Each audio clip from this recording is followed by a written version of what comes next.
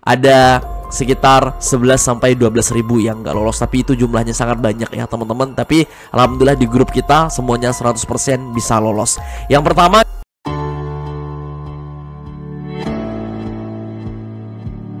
hai, assalamualaikum warahmatullahi wabarakatuh. Balik lagi bareng saya Amriyadi. Terima kasih telah mengklik video ini. Semoga ada manfaatnya. Di video kali ini kita akan sharing dan belajar bersama bagaimana cara membuat studi kasus yang bisa lolos UP, UKP, PPG, serta bisa mencapai target 350 kata atau setidaknya 2500 karakter teman-teman ya. Jadi ini permasalahannya itu sama semua prodi, dan nanti kita akan berikan di semua prodi.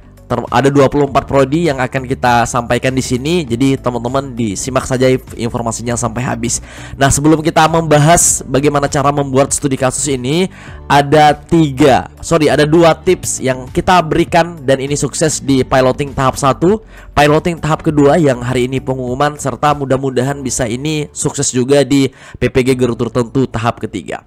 Khusus untuk studi kasus ini menjadi salah satu penyebab dari beberapa gagalnya peserta di tahap 1 dan di tahap 2. Nah, untuk tahap 2 gagalnya itu jumlah yang tidak lolos itu lebih banyak teman-teman. Ada sekitar 11 ribuan sampai 2 ribuan yang tidak lolos ya, dari 214 ribu ya, dari 214 ribu yang terpanggil ada sekitar 11 sampai 12 ribu yang nggak lolos, tapi itu jumlahnya sangat banyak ya teman-teman. Tapi alhamdulillah di grup kita semuanya 100% bisa lolos. Yang pertama, kami ingin memberikan bahwasannya teman-teman untuk persiapan studi kasus silahkan latihan mengetik dalam waktu 30 menit di laptopnya Bapak Ibu sekalian dengan menggunakan Microsoft Word. Kenapa harus Microsoft Word? Karena di sana akan ada perhitungan otomatis terkait jumlah katanya. Karena di sistem juga nanti bakal ada perhitungan otomatis di hari hanya. Kemudian untuk mengetik dalam 30 menit diusahakan menjawab 4 pertanyaan yang disampaikan atau yang tersedia. Jadi usahakan dulu jawab 4 pertanyaan tersebut meskipun belum sampai 350 kata. Setidaknya 4 pertanyaan, 4 komponen pertanyaan itu bisa terjawab. Nah, setelah terjawab semuanya baru nanti teman-teman kembangkan katanya menjadi 350 kata. Paham ya teman-teman ya? Kemudian yang kedua adalah hafalkan studi kasus yang telah dibuat. Ini yang kita sampaikan kepada tahap 1 dan tahap 2. Mohon dengan sangat-sangat dihafalkan studi kasus yang telah dibuat, yang kita berikan, yang jadi teman-teman tinggal di ATM ditambah atau dikurangi, tapi dihafalkan. Karena nanti teman-teman pada saat pelaksanaan hari H itu nggak sempat mikir banget teman-teman, karena waktunya itu cepat berlalu ya, cepat berlalu hanya 30 menit. Jadi nggak sempat mikir. Tapi kalau teman-teman hafal, insya Allah itu nanti bakal pelaksanaannya lebih mudah. Nah, ini beberapa testimoni dari teman-teman kita di tahap kedua. Masya Allah ya teman-teman yang tergabung di kelas ini. Ini 100% semuanya Masya Allah lolos ya teman-teman ya. Dan mudah-mudahan ini bisa nular dengan teman-teman di tahap 3 atau PPG guru tertentu tahap 3 ini. Luar biasa testimoninya yang gak ada diminta teman-teman, mereka cantumkan semuanya di grup ya. Masya Allah ya teman-teman ya. Baik, kita akan lanjutkan ke pembahasan berikutnya karena ini banyak ya jumlah testimoninya, nggak kita bacakan satu persatu. Jadi sekali lagi dihafalkan. Oke, siap? Nah, kalau sudah siap kita akan praktek teman-teman.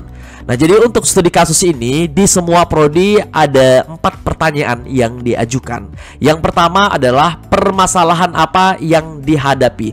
Nah, untuk permasalahan yang dihadapi ini bisa yang terjadi dalam proses pembelajaran maupun di luar pembelajaran. Nah, bagaimana contoh dalam pembelajaran itu seperti apa? Misalnya ya, anak itu sering misalnya ketika dalam pembelajaran, maksudnya itu adalah misalnya anak itu kurang dalam memahami atau kurang bisa membaca atau bisa kurang dalam menyerap pembelajaran. Kalau misalnya di luar itu adalah anak itu kayak terlalu aktif, kemudian biasanya kalau mengganggu teman-temannya. Nah, itu di luar pembelajaran ya maksudnya. Nah, jadi sekali lagi ya teman-teman ya, jadi permasalahan yang dihadapi ini adalah permasalahan yang Bapak Ibu guru alami. Nah, itu lebih mudah dalam membuatnya ya.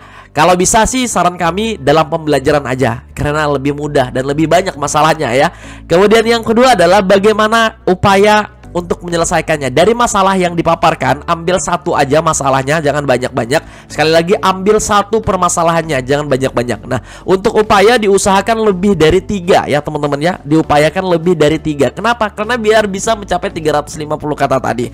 Nah, untuk upaya ini nanti erat kaitannya dengan hasil yang diperoleh teman-teman. Nah, kita contohkan seperti ini untuk permasalahan ya. Ini contoh aja karena di grup ada yang minta Bang buatkan dong untuk studi kasus di kelas 6. Nah, oke, kita buatkan ya teman-teman ya.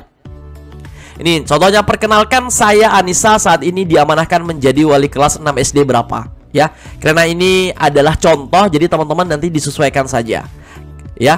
Tentu selama kurang lebih 7 tahun menjadi guru, terdapat beberapa permasalahan yang sering dihadapi. Akan tetapi ada satu permasalahan yang saya paling berkesan dan banyak belajar yang saya ambil dari masalah ini. Nah, kemudian kita paragraf berikutnya. Kejadian ini terjadi pada tahun ajaran sebelumnya, yaitu tahun ajaran 2023-2024. Ada salah satu peserta didik saya di kelas 6, tapi kemampuan membaca sangat kurang, yaitu masih mengeja saat diminta membaca, atau bahkan parahnya lagi, pada beberapa kata yang lebih banyak sudah dieja tapi tetap salah. Nah, ini masalah teman-teman, mungkin hampir di setiap sekolah ini ada masalah seperti ini.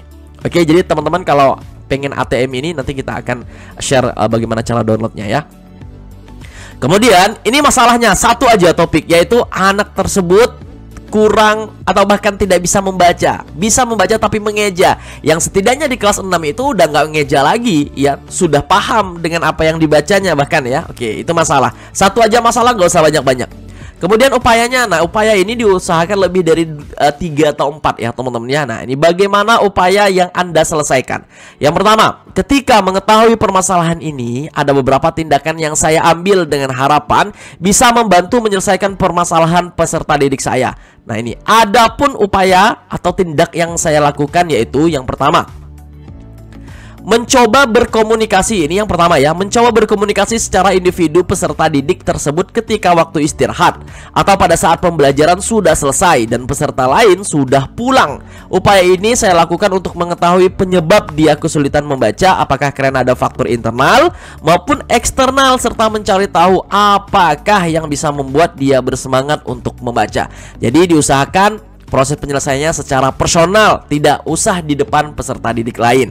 Nah, yang kedua, sebelum kita bahas yang kedua, teman-teman, kenapa kita merekomendasikan Word ini? Karena di sini ada perhitungan otomatis. Kalian bisa lihat di tampilan paling bawah di sini 491 kata. Nah, yang diminta berapa? Diminta 350 sampai 600 kata ya. Nah, seperti itu. Jadi ini udah tengah-tengah, maksudnya proporsional banget ya kalau teman-teman ikuti ini. Kemudian yang kedua adalah menemui wali kelas sebelumnya pada saat dia masih di kelas 5. Upaya ini saya lakukan untuk menggali informasi yang mendalam pada saat belajar di kelas 5, serta meminta rekap nilai baik asesmen formatif, sumatif maupun penilaian lainnya, termasuk rekap untuk pelajaran PJOK dan pendidikan agama. Nah, kita lihat apakah memang hanya di mata pelajaran kita aja yang mengalami kendala membaca, apakah di yang lain juga sama. Nah, itu.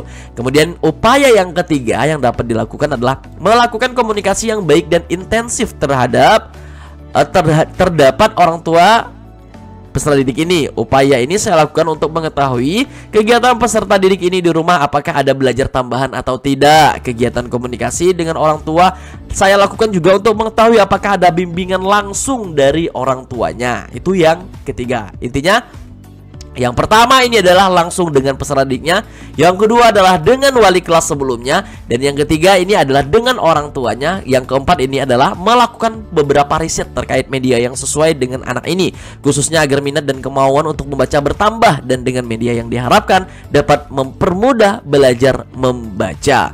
Nah, kemudian yang kelima adalah memberikan pembelajaran tambahan di sekolah 30-45 menit setiap hari untuk latihan membaca setelah pulang sekolah. Kegiatan ini dilakukan dengan harapan semakin sering latihan membaca, maka semakin terasa kemampuan membacanya. Masya Allah ya, keren ya teman-teman ya. Oke, kemudian di sini apa hasil dari upaya tersebut? Nah, hasilnya bisa teman-teman jabarkan satu persatu ya, dari 1 sampai 5, karena solusinya ada 5 di sini atau upayanya ada 5, tapi bisa teman-teman bulatkan di sini. Nah, ya, di sini nanti kita juga akan share terkait tentang banyak prodi ya. Di sini ada 8 studi kasus yang telah kita buat untuk yang umum ya teman-teman ya. Kalian bisa akses secara gratis di kelasnya masing-masing. Kemudian sesuai prodi, ini sesuai prodi kita sesuaikan dengan matematika, BK, PLB, sosiologi, AKL, PJOK, PAUD, IPA, informatika, seni budaya, sejarah, pendidikan Pancasila, MPLB, kimia, IPS, geografi, fisika, ekonomi, biologi, bahasa Jawa, bahasa Inggris, bahasa Indonesia, PGSD, TKJT. Nah, itu lengkap banget ya studi kasusnya ya. Iya, lengkap banget teman-teman. Nah, ya.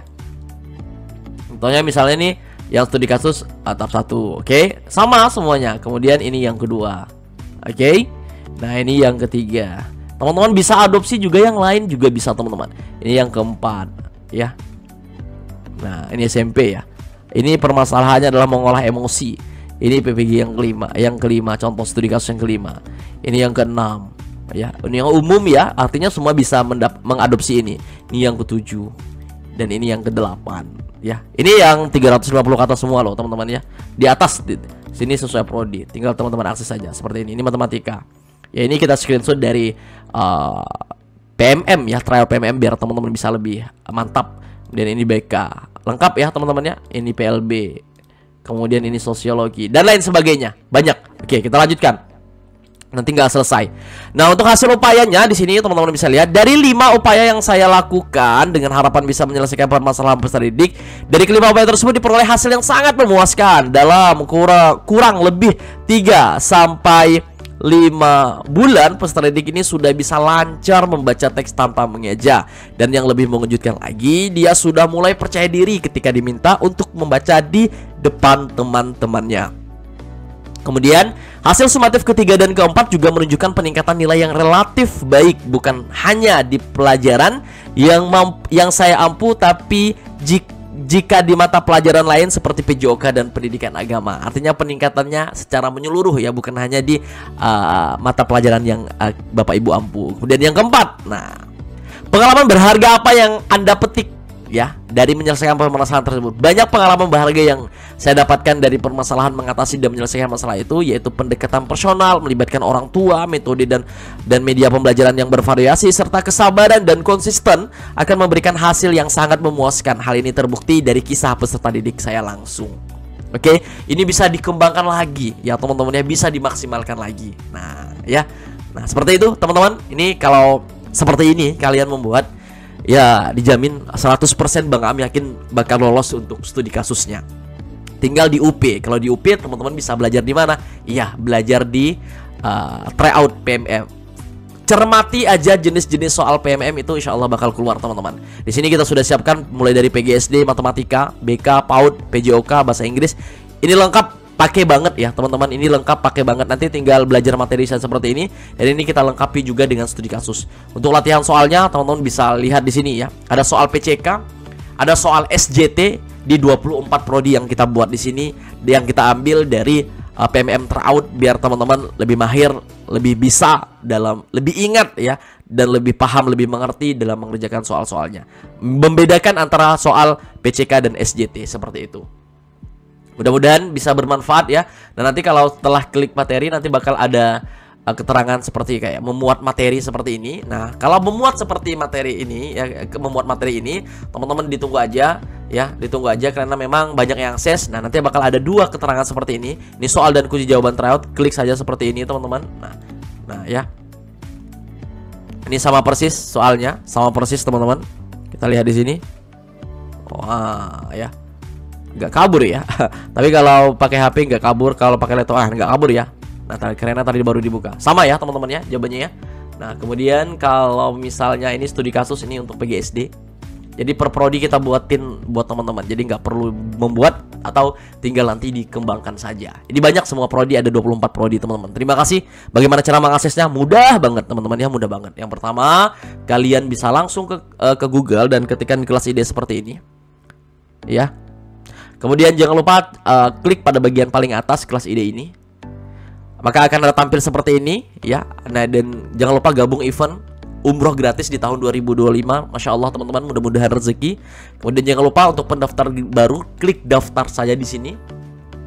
Masukkan nama, email, password, dan konfirmasi password. Nanti tinggal klik daftar. Nah, kalau sudah tinggal masuk sekarang saja seperti ini. Maka teman-teman ada keterangan selamat datang namanya. Kemudian di sini ada 3 menu, beli kelas, kelas saya, dan pengaturan. Kalau melalui gadget atau HP, tampilan ini bakal di bawah tampilannya ya. Tampilannya bakal di bawah teman-teman. Nah, untuk kalau menggunakan desktop ini di atas. Klik beli kelas saja seperti ini. Beli kelas seperti ini, kemudian pilih kelas yang ini, soal dan kunci jawaban tryout PMM dan studi kasus PPG. Nah, lihat kelas di sini teman-teman. Ini harga normal ya. Ini harga normalnya nih ya. Tapi cukup segini aja karena ini kita memang murni niatnya ngebantu teman-teman sekalian. Di sini ada 498 soal ya, teman-teman ya. Kemudian tryoutnya ini nggak ada ya. Ini sistem kok ada 10 soal, ini nggak ada ya. PME tryout teman-teman bisa laksanakan di PMM-nya masing-masing. Kemudian di sini ada promo lagi teman-teman, masukkan saja kode promonya PPG 2024 di sini. Huruf besar semua.